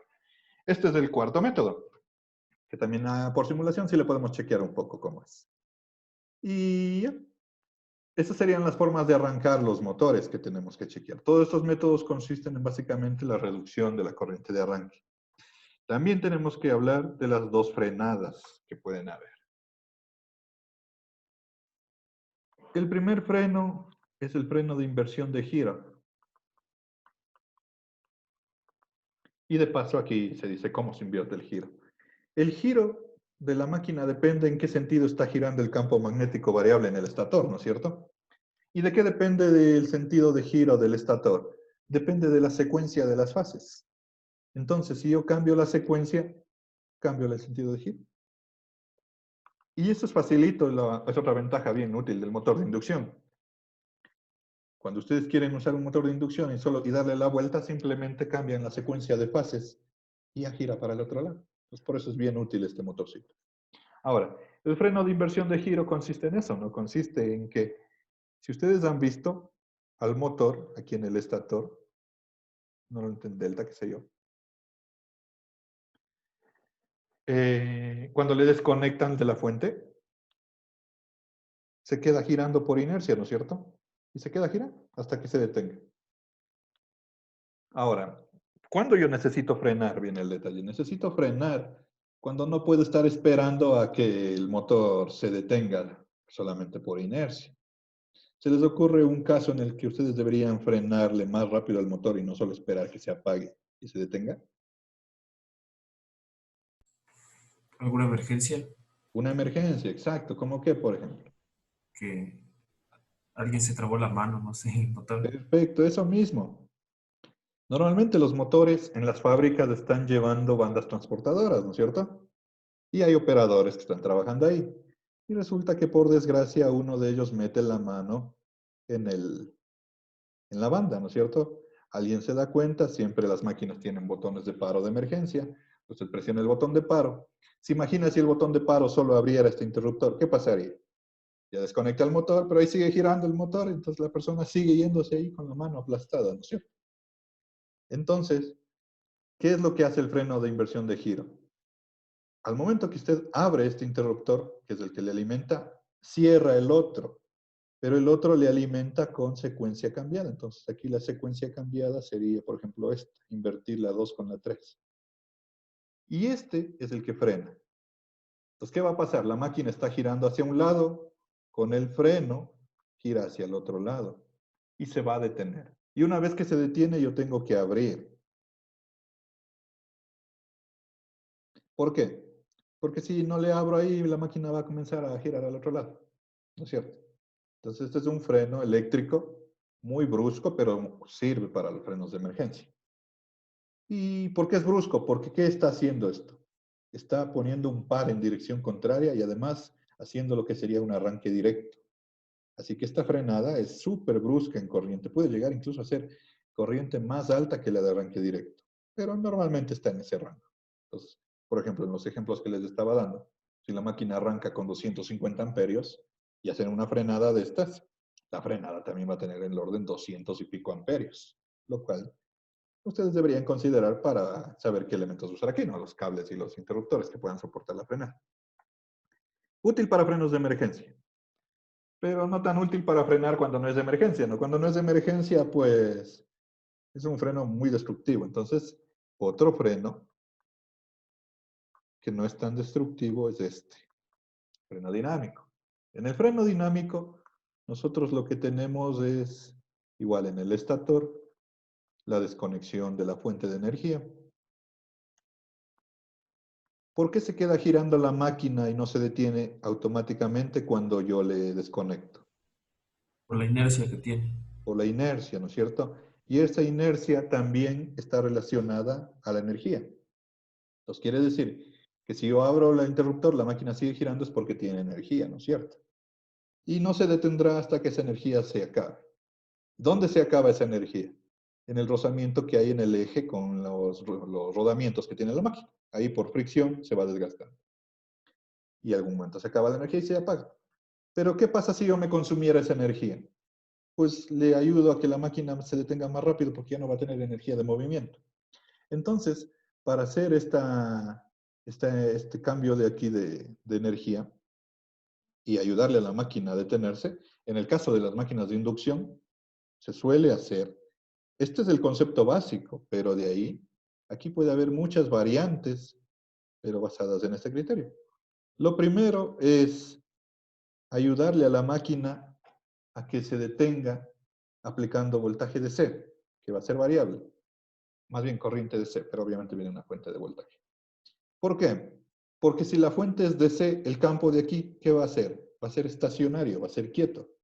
Como ya había un campo giratorio, pues le va a ayudar a frenar. Y también este elemento de aquí, ¿qué va a hacer? Va a consumir la energía en exceso. Entonces, se le llama freno dinámico porque cambia la dinámica de la máquina y en este momentito, en este momento en que haga la frenada normalmente es abrir el interruptor de energía y activar el interruptor de este circuito de acá. En este momento la máquina comienza a entregar energía a la carga, ¿no es cierto? Y si la máquina está entregando energía, ya no es un motor. Aquí ya se convirtió en generador por unos pequeños instantes. Entonces, por eso se llama freno dinámico, porque cambia la dinámica de la máquina y comienza a trabajar de máquina de motor a generador. Y este es el concepto básico de un freno dinámico. De hecho, el circuito ese le podemos hacer para frenar. En el laboratorio hacemos ese. Pero, ¿cuáles son las variantes útiles de este freno? Primero, ya no se necesita tanta corriente para frenar. Los voltajes tampoco son tan grandes, es decir, con una batería yo podría hacer frenar esto a un motor. Y el exceso de energía, si yo le tengo solo una resistencia, pues se disipa y se pierde ahí en el aire y no sirve para nada. ¿Qué podría hacer? En lugar de que esa energía se disipe en este elemento y se pierda, sería útil acumularle, ¿no es cierto? ¿En qué le puedo acumular? Cargar otra batería. Exacto, entonces yo aquí creo un sistema de acumulación de energía para que cargue otras baterías, o incluso esta misma, depende de qué aplicación tenga. ¿Dónde se ve ese sistema? Ese sistema es totalmente utilizado en la actualidad en los vehículos. Cada vez que un vehículo frena, obviamente no hay desconexión total y el sistema de acumulación de energía es electrónico y más complejo, pero el principio es sencillo. Cada vez que el vehículo frena, esa energía en exceso carga las baterías del mismo vehículo y le da más autonomía. Entonces, esto de aquí es lo que lleva al freno regenerativo. Entonces, este freno es ampliamente utilizado en los vehículos. No es tan usado en las fábricas, difícil encontrarse con un freno dinámico ahí, pero sí en los vehículos. Porque el tercer freno, que en cambio se pueden encontrar en una fábrica, es el freno de frecuencia. O sea, el mismo variador de frecuencia, solamente que en cambio aquí la frecuencia está funcionando y yo tengo la rampa de desaceleración. ¿Con qué? Con un variador. ¿No es cierto? Quiere decir que el variador de frecuencia es arrancador y también es frenador. Y obviamente, como les dije, la aplicación del variador de frecuencia es la aplicación industrial, entonces ahí seguramente se encuentra. Entonces son los tres lugares donde pueden encontrar los frenos de las máquinas. Y eso es, a ver, a breve modo, el resumen de lo que tenía que contarles sobre cómo usar la máquina de inducción. Pues en resumen, lo más importante que ustedes tienen que recordar para usar un motorcito de estos es ver la placa, conocer los voltajes y los corrientes que tiene que manejar la máquina, las velocidades en las que está moviéndose la máquina, la potencia y el esquema de conexión, prácticamente. Entonces, vamos al LVSIM para usar la maquinita que hay ahí. Ahí hay una maquinita de inducción. En el LVSIM también estamos limitados de que no hay cómo hacer un arranque de delta, un arranque de autotransformador, que es lo que vamos a hacer con MATLAB, pero sí podemos hacer arranque directo en el LVSIM para chequear este detalle. Entonces, ¿dónde está? Ven para abajo.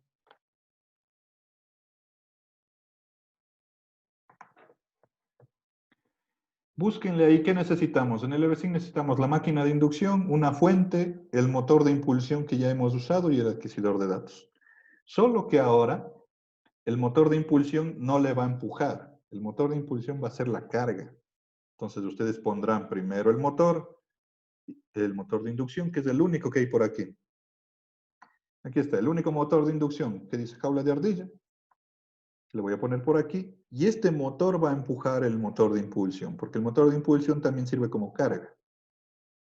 Dice dinamómetro, y este le voy a poner acá, el que ya habíamos usado.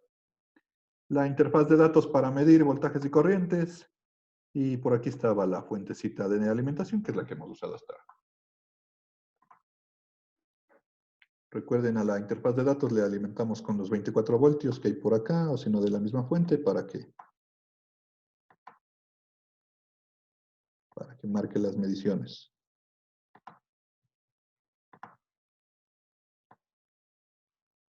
Y aquí para acá, y acá también al dinamómetro, ¿no es cierto? Ahora, les vamos a conectar igual por el eje, como ya habíamos hecho, bajando los paneles, poniendo la correíta de clic de eje al eje para que se conecten las máquinas. Y, ay, ¿por qué eliminé? Y si ustedes le ven al motor de impulsión, tiene un interruptor que normalmente está en lo que es medidor de velocidad que veníamos utilizando. Pero ahora le van a mover al interruptor al otro lado que dice dinamómetro. Y ahí la máquina comienza a medir el torque que está produciéndole, obviamente, la máquina de acá. Y esta máquina de aquí se va a comportar como carga, va a ser un freno, a la vez va a ser la carga. Entonces, ese botoncito del que les estoy hablando está aquí en el motor de impulsión, está aquí. Le mueven el modo a dinamómetro. Y aquí el indicador normalmente estaba en velocidad. También le vamos a mover para ver el par. Le cambiamos ahí y podremos ver tanto velocidad como par. Y hay que alimentarle los 24 voltios, ¿no es cierto? Y aquí, en modo dinamómetro, tiene este que es el freno. O sea, básicamente aquí le ponemos carga. Está al mínimo, le vamos a arrancar al mínimo, o sea, la máquina arrancará en vacío. Y cuando yo le ponga más carga, voy a ver acá como la máquina ya se le impone carga y también puedo medir cuál es los newton metro como está aquí, el newton metro de carga de par que le estoy poniendo. Entonces, para eso le vamos a usar a esta carguita. Por otro lado, lo que nos interesa, el motor, ¿no es cierto? Motor de inducción jaula de ardilla, como dice aquí, entonces no tiene lo que es terminales de rotor. Simplemente 6 terminales de la armadura. Que dice que es una máquina 208 voltios, trifásica, 60 hercios, 200 vatios como motor. Como ven, es una máquina bien chiquitita, factor de potencia. La velocidad está en 1680 más o menos, por ahí. Es decir, puede llegar hasta 1700 y pico, va a llegar, ya van a ver. Pero 1600 es la velocidad de torque nominal. Y 1.14 dice la corriente de cada bobina a 208 voltios. Entonces, ese es el detalle. Ahora, ¿cómo le conectamos a la máquina? Pues le conectamos en delta o en Y, ¿no es cierto? Si fuera en delta, simplemente le alimentamos en delta y conectamos a la fuente trifásica 208 voltios y la máquina arranca. Si le conectamos en Y, ¿cuánto tendría que ponerle nominal? Tendría que ponerle 208 raíz de 3, 380, que no me va a dar esta fuente. Sin embargo, de lo que yo estoy observando es que, ¿cómo mido la potencia trifásica? Quiero medir la potencia trifásica. Si le conecto en delta, ya es más difícil medir la potencia trifásica con los voltímetros de amperímetros, ¿no es cierto? Porque en delta ya no estoy midiendo corriente de fase con voltaje de fase y la multiplicación ya no es la potencia de cada fase. Bueno, a pensar eso luego. Vamos a conectarle en delta y le alimentamos con 208 voltios variables, que son los de acá. Y también podríamos pasarle a las 3 fases por el amperímetro, pero creo que sería demasiado. Como normalmente es balanceada la máquina, las 3 fases me van a marcar igual. Entonces, solo una de las fases le pasemos por un amperímetro para medir la corriente de arranque de la fase. Eso. Entonces, ¿cómo sería una conexión delta? Bueno, una conexión delta es sencilla, simplemente es unir inicio con final de una bobina. Entonces, aquí sería inicio con el final, inicio con el final, y la otra también inicio al final y ya está conectada en delta. Y los 3 terminales del motor serían el 1, 2 y 3. A esos 3 terminales a la fuente de 208 voltios y la primera fase le pasamos por amperímetro.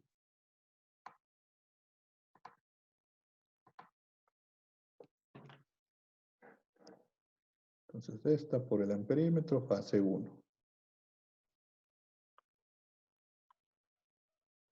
Fase 2 voy a mandarle directamente al motor. Fase 3, directamente al motor. Y ya está listo.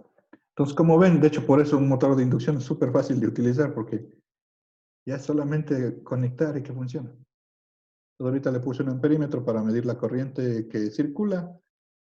Cuando yo encienda la fuente, y bueno, como tengo fuente variable, eso más podría poner el voltaje que quiera, pero debería llevarle a los 208, ¿no es cierto?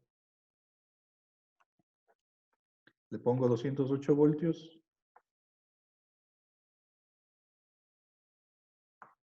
Despliego los instrumentos, ya como ya hemos venido trabajando. Les pongo que estén midiendo. Y voy a ver la corriente, 3 amperios. Ay, puse voltímetro. ¿Cómo voy a saber que está a 208 si no puse un voltímetro, no es cierto? Puedo ponerlos de aquí. O voy a usar este de acá. Ya, más rápido este multímetro chiquito que está por aquí. Como estoy en una conexión delta, ahorita solo tiene sentido medir voltaje entre línea a línea. Entre 2 líneas. Mido voltaje. Ahí sí está 280, 201. Ya, por ahí está. Ahí está la máquina girando. Y miren, es lo que les decía, lo primero.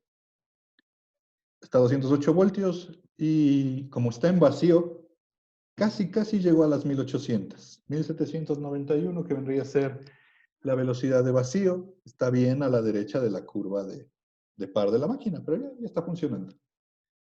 Acá el botoncito del par, ustedes van a ver que si yo bueno, de hecho acá en el interruptor yo puedo ponerle en par, ¿no es cierto? Y ahorita está en cero, significa que está en vacío, sin carga. Si yo le muevo el par, miren, va aumentando, ¿no es cierto? Está disminuyendo la velocidad. ¿Por qué? Porque se está poniendo carga a la máquina. Y la carga me está imponiendo la velocidad según la curva torque par que tenga esta. Quiere decir que si yo quisiera le pudiera sacar una medida de la curva torque par. Simplemente es velocidad torque. ¿Qué sé yo? Le dejo ahí, 1720. Y aquí el par es 2.17 Nm. ¿Cuánto decía? 1600 creo que decía. Por ahí, aquí debería estar con un torque más alto. 3 punto no sé cuánto par. Ahora, el detalle, bueno, le voy a poner otra vez en vacío para ver eso. El detalle está que la carga impone no solo torque y velocidad, sino también corriente y potencia. Entonces, si ahorita me voy en vacío, ¿dónde están los instrumentos? En vacío la máquina estaría consumiendo la menor corriente. Está marcando 3.4 amperios corriente de línea. Y si yo le pongo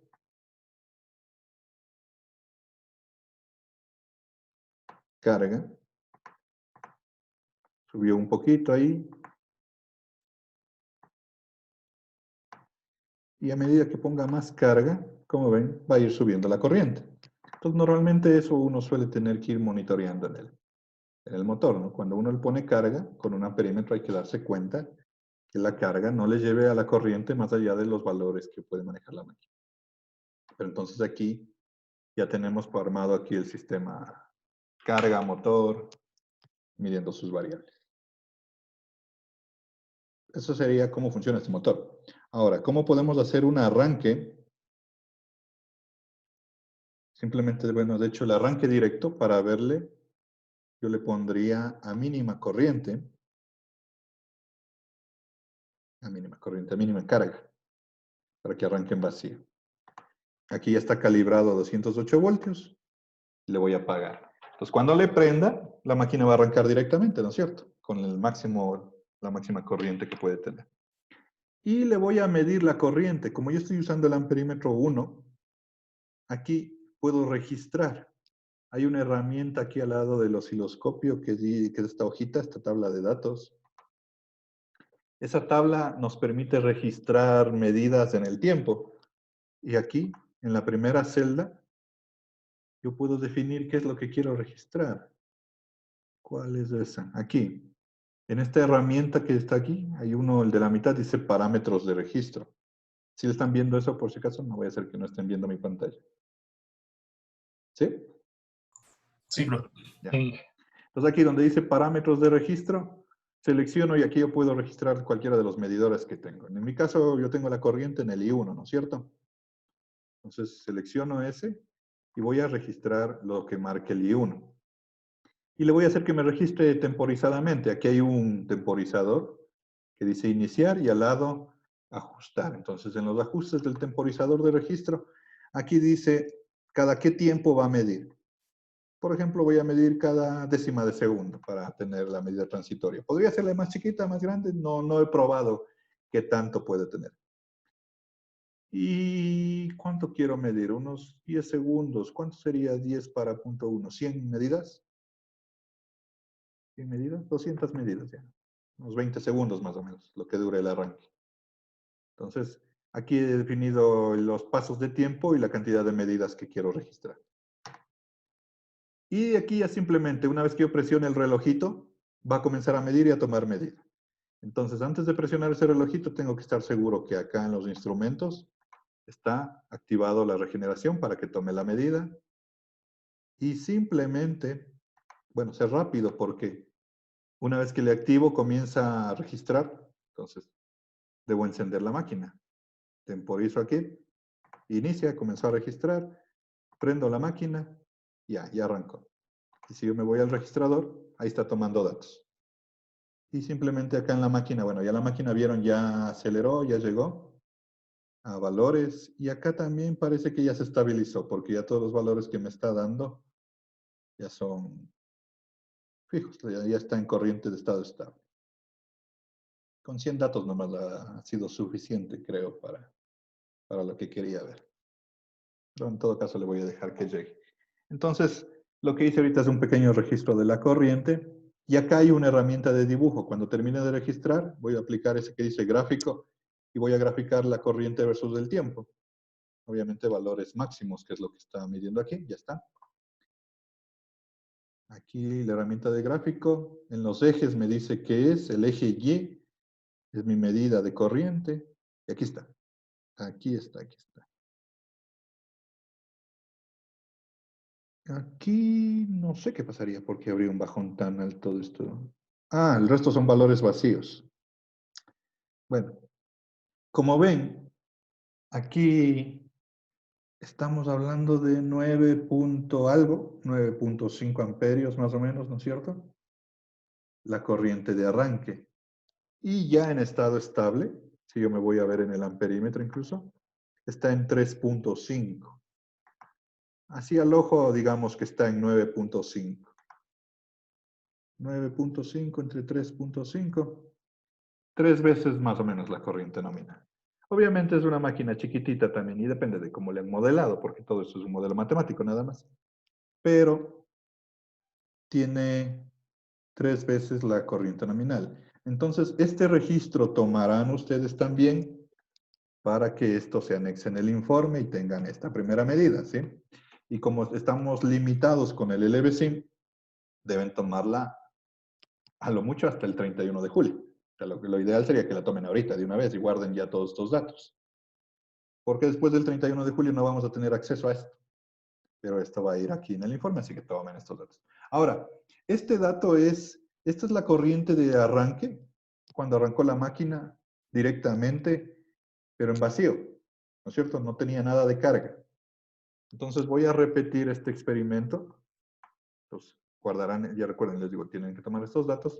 Voy a hacer otro arranque, pero ahora voy a ponerle un poquito de carga. Entonces, antes de frenar, voy a ver con cuánta carga le voy a arrancar. Por ejemplo, qué sé yo.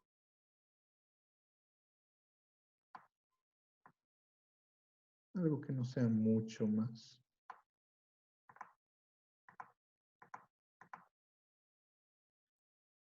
$3.49.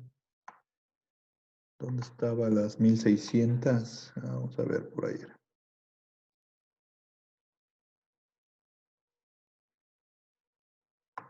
1680. Ya, ahí le voy a arrancar, en mi caso, con una carga que está alrededor de 3.2 Newton metro. Entonces, una vez que ya le encontré la carga aquí, al dinamómetro le voy a dejar ahí y simplemente voy a apagar la máquina que ya está lista para el arranque. Y acá en el registrador me voy a ubicar otra vez en la primera celda. Cuando la máquina se detenga, arranco el temporizador, ya se detuvo, y le voy Inge, a... ¿Sí? Dígame. disculpe una consulta. ¿Cuáles eran los intervalos para tomar los datos? Yo le puse una décima de segundo, y está saliendo bien. Ah, ya, ya Sí, listo, dije, lo gracias. importante es que debería ser poquito, ¿no? Ya. Ya. Entonces, a ver, le arranco el temporizador, ya comenzó a adquirir, entonces de una vez, antes que me quede sin datos, arrancó. Ahora, este es un arranque con una carga. Ahí se están sobrescribiendo los datos. Parece que no hubo mayor efecto en realidad. En el caso de esa carga y de ese valor. El mayor efecto está en que obviamente como está con carga está pidiéndome un poco más de corriente, 3.7 de lo que estaba con 3.5, por lo que veo de los datos sobrescritos. Y la corriente de arranque parece que no cambió mucho porque estaba en 9.6. Ah, antes estaba viendo al ojo, ahorita me doy cuenta que en la tabla de datos están los datos, ¿no? No necesitaría, aquí está. Entonces si yo le dibujo, me parece que está muy parecida, muy parecida. Ahora, antes estaba asumiendo el valor al ojo, pero aquí están en los datos. Entonces, la máxima corriente fue 9.6, 9.663. Ahora, entonces, lo que van a tomar ustedes es este caso para 3 valores diferentes. Sin carga, podría ser esta carga, que es creo que una de las máximas 3.2 y una que está en medio camino, qué sé yo, 1.5 newton metros, una carga intermedia. Pues para las 3 cargas van a hacer un arranque directo, sacar esta tabla de datos. Esta tabla de datos y este gráfico me parecen muy feos a mí, pero ya están los datos, así que yo les recomiendo los datos una vez que están aquí, pues se los pueden copiar, pegar en un Excel o un MATLAB y hacer un gráfico más profesional, ¿no? Ya sabemos el intervalo de tiempo, porque yo le programé a 0.1 segundos, entonces ustedes saben que cada valor está tomado en 0.1 segundos y así va subiendo el tiempo. porque esta gráfica de aquí está muy patética, ¿no es cierto? Pero para la medida me sirve. Porque eso les digo, en el informe van a poner las gráficas de corriente de arranque de los 3 casos que les estoy diciendo ahorita, ¿sí? ¿Sí está claro eso? Y de paso ya hemos visto, en este caso, en esta máquina, más o menos uno puede decir que la corriente de arranque es unas 3 veces la nominal, pero es porque es una máquina chiquita y aparte que así han modelado los dueños de este software de simulación, ¿no es cierto? Ya.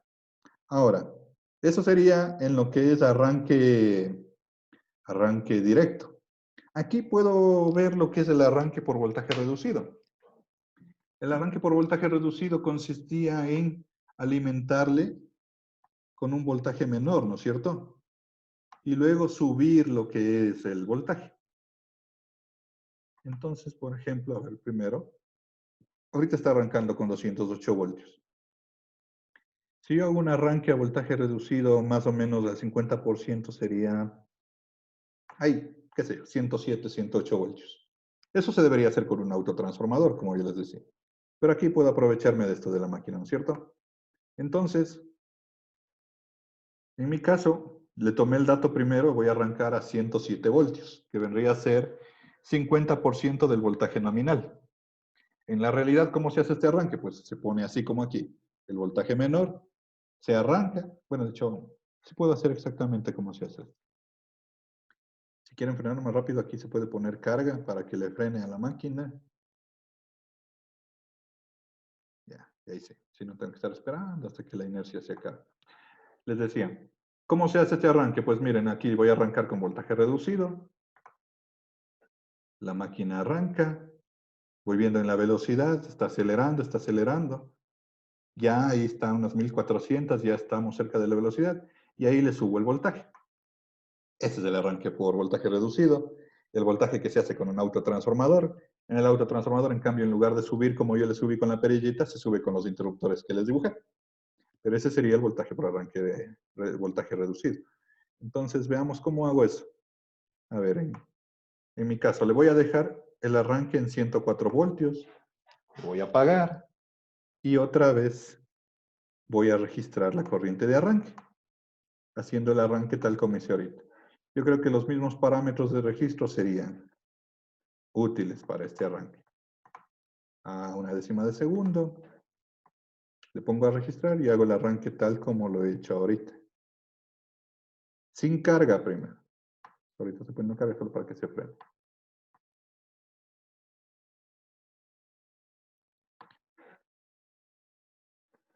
Entonces, en teoría, ¿dónde estás? Está registrando. Estoy aquí. Está listo para hacer el arranque. Pongo el registrador. Ah, no ha estado. A ver. Ya estaba esto. Pues intervalo 0.1 y puse 200 registros. Ya. Arranco. Prendo. ¿Y será que el registrador llega? Sí, sí va a alcanzar los 200 datos. Más o menos en unas 1200, 1400, ahí la máquina ya debe haber arrancado. Ya ahí está en 1600, entonces ya aquí yo ya le puedo subir el voltaje. Le llevo al voltaje nominal y ya arranqué con el método de voltaje reducido. Y aquí todavía está registrando, ya está en estado estable la máquina otra vez. 3.7, tal vez no le bajé mucho la carga porque estaba en 3.5 sin vacío, pero bueno. Lo que quiero ver es cómo cambió la corriente de arranque. Ya está registrado. Entonces, aquí está el detalle, ¿sí ven? ¿Cuánto era la corriente de arranque directo? Como 9.6. Y ahorita 5.5, 5.6. Podría ver los datos aquí.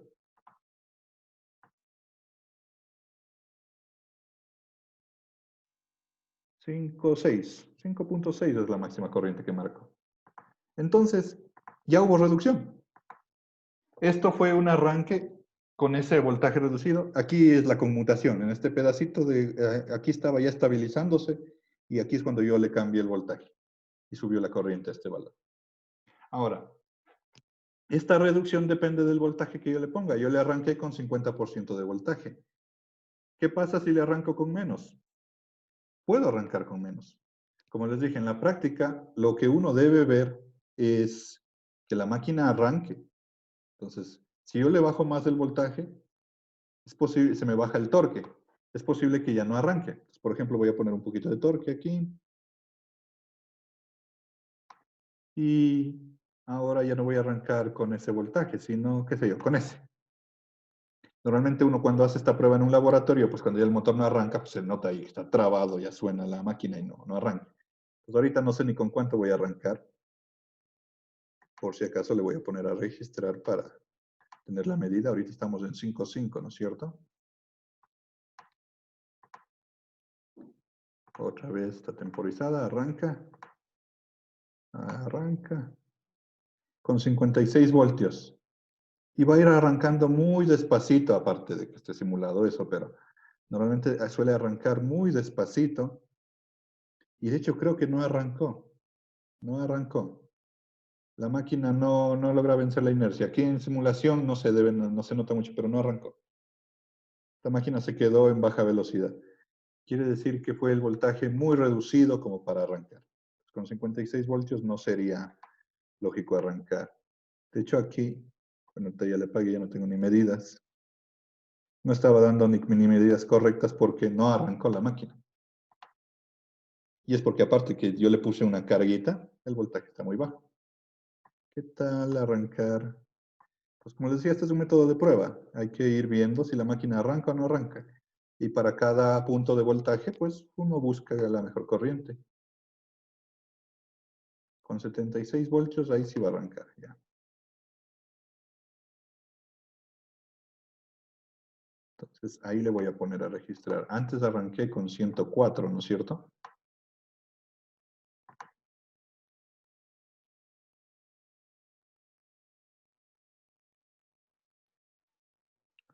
Ahí estoy listo, arranco. Arranca.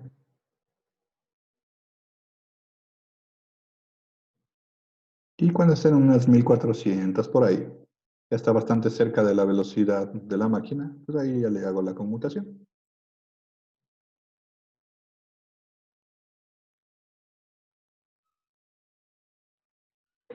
Ah, por aquí.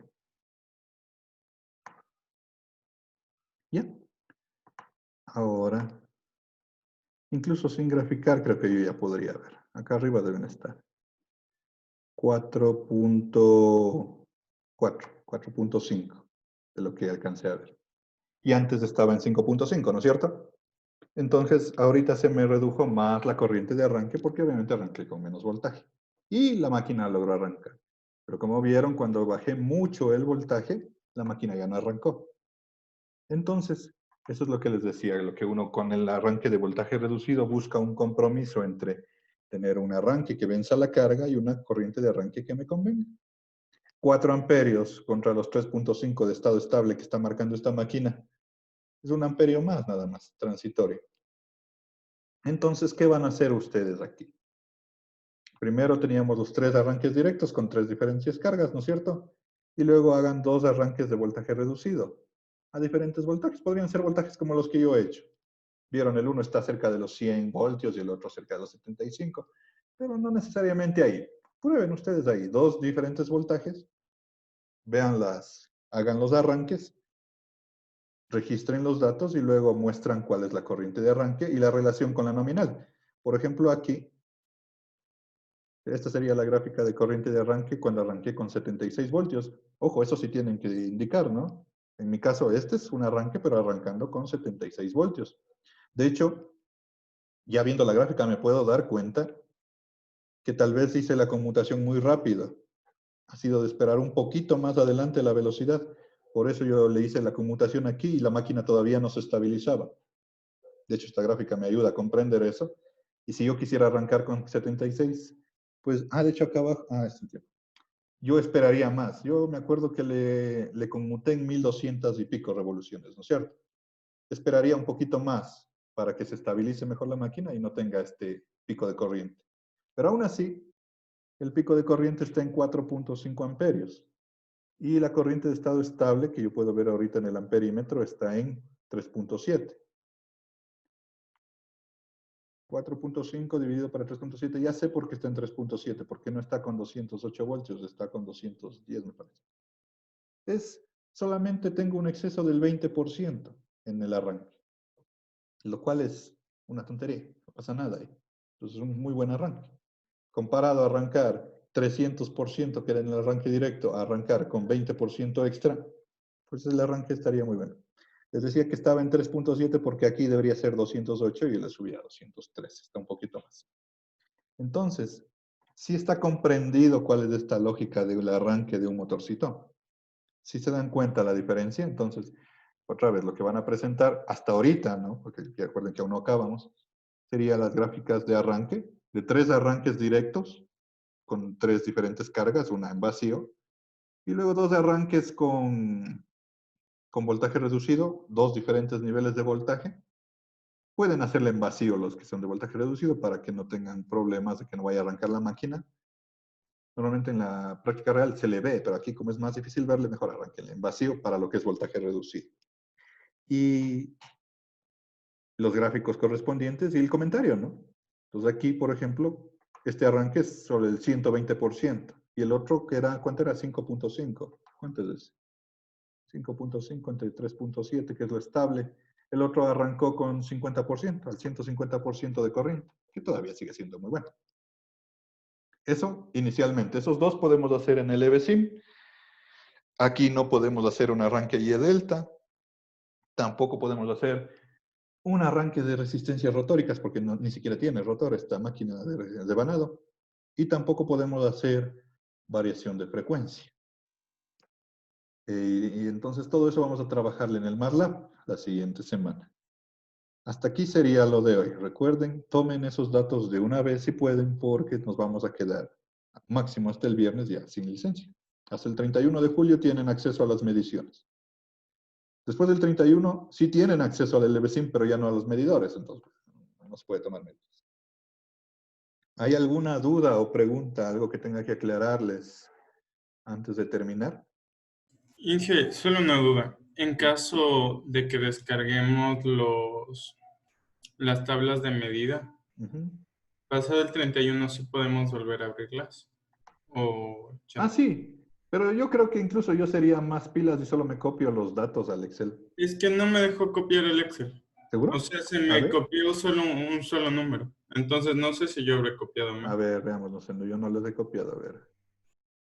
Voy a copiarme. A ver, primero apaguemos esto. ¿Ya? Porque no creo que pueda abrir la tabla. O sea, si usted le guarda como archivo de tabla, creo que no le podemos abrir. Sin licencia no nos va a dejar eso. Tiene razón. ¿Cómo puedo copiar? Con Shift. Con el Shift, sí vale. A ver.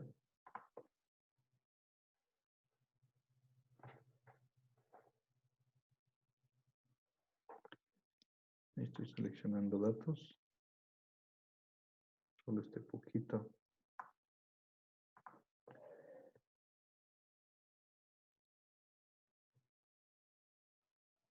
¿Qué opciones hay? Pues archivo, exportar. Le exporto, ¿cómo me exporta? Déjeme ver.